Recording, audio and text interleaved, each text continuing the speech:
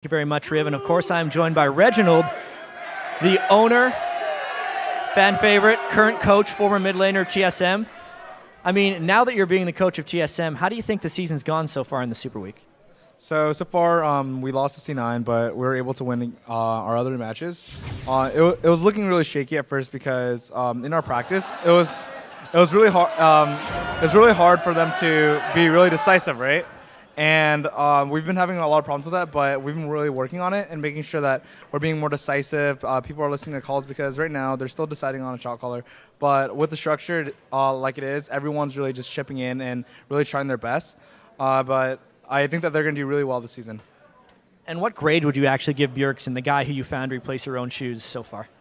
Yeah, so Bjergsen's an excellent player. I think he's like one of the best mid laners in the world and probably the top mid laner in NA. He's just doing a really fantastic job overall. He's always winning his lanes and just doing great, and he's really easy to work with.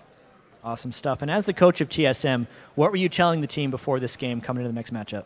So one of the big problems we had against C9 was that we are playing really indecisive, right? Because it's a new team, and there's a lot of expectations for them. Like before we even started LCS, everyone expected us to stomp NA because we're doing really well in scrims. We're really hyped up, and they didn't really have the confidence. They were playing really scared because they were scared that they wouldn't meet expectations, and that's a lot of pressure. So when they went into the first game, they weren't really playing like they've always been playing in scrims or in practice, and I really wanted them to not care as much about losing, but always just think about trying your best and really doing what you practice, you know?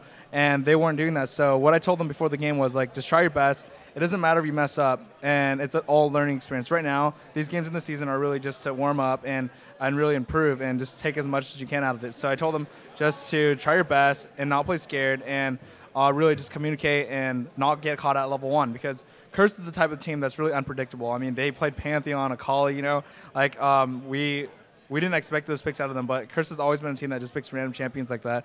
So I think that if they just have a solid standard game and they don't get caught out at level 1, I think that they can just take the win really easily. Yeah, so what do you think TSM has to do first and foremost if you actually want to come out on top in this game? What's the key to the game here? Okay, so I mean, I think that they need to really just go in the game, even at level 1. I think that all of our lanes are much stronger than Curse's lanes. No offense to them, it's just that we have really strong players. And I think that if they just play the game standard, they can get the lane matchups that they want and not get caught out. I think that they will end up winning the game. Yeah, and now that you're the coach once again, going into a game, you can't actually prepare and play. How do you feel watching the game knowing that you're not sitting down playing and calling shots? It's actually really scary sometimes because when you do things in practice, sometimes it doesn't really translate to the actual game itself. And I've been spending a lot of time working on that with them, and it's only getting better and better. But at the same time, you're just kind of like scratching your head. You're like, oh my God, why aren't they doing what we went through, you know?